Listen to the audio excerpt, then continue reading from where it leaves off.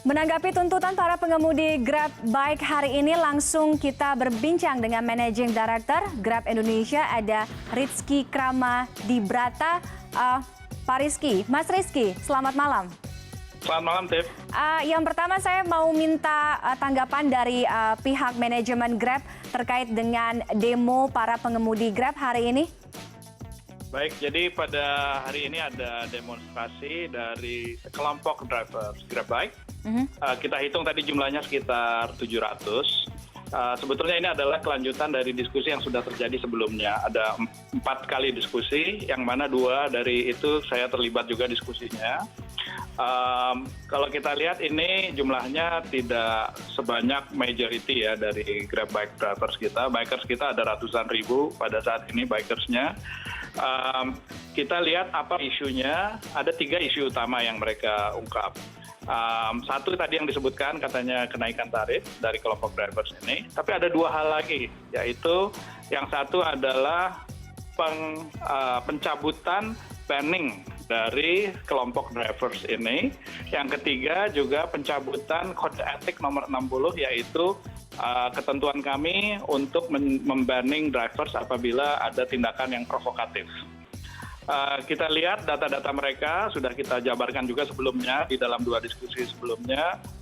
Memang mereka termasuk kategori banning karena melakukan tindakan yang merugikan baik bagi pelanggan maupun bagi kebanyakan rekan drivers yang lainnya, yaitu mereka menggunakan ada yang menggunakan fake bookings, yaitu booking yang palsu, dan fake GPS, yaitu untuk menipu lokasi keberadaan mereka, sehingga ini merugikan drivers yang lain.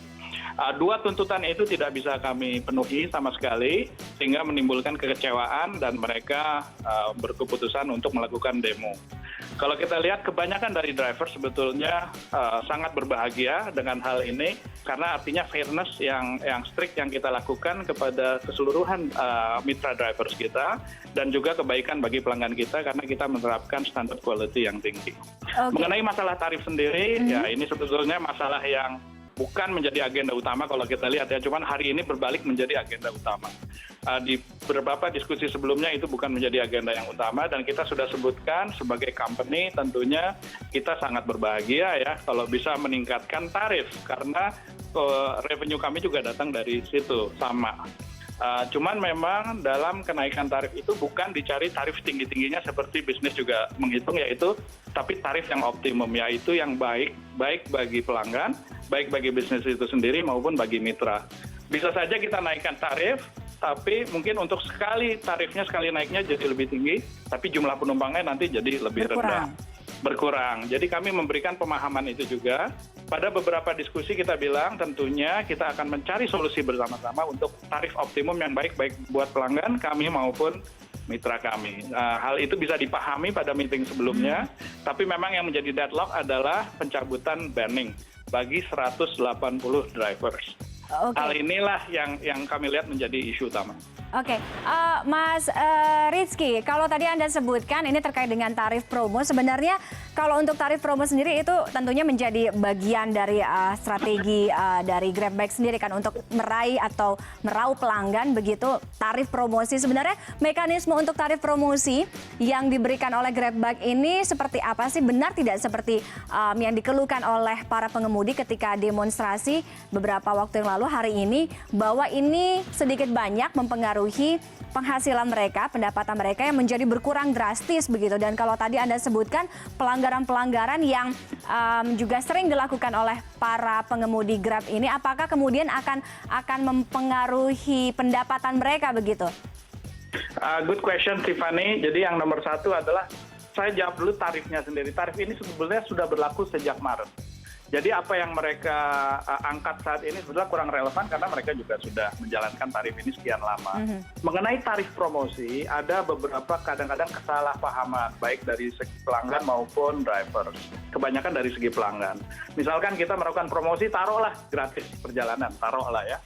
Kadang-kadang pelanggan bilang, aduh udah driving, udah diantar, terus dia kasihan banget nih ya, nggak dikasih uang, terus dia kasih uang misalnya 20.000. Sebetulnya setiap promosi itu kami menanggung cost-nya. Jadi driver tetap mendapatkan bagiannya. Jadi bukan berarti mitra drivers menanggung promosi, tapi perusahaan yang menanggung promosi. kalau ada keluhan, bagaimana nih mempengaruhi terhadap penghasilan mereka? Jadi ini sebetulnya salah karena tidak.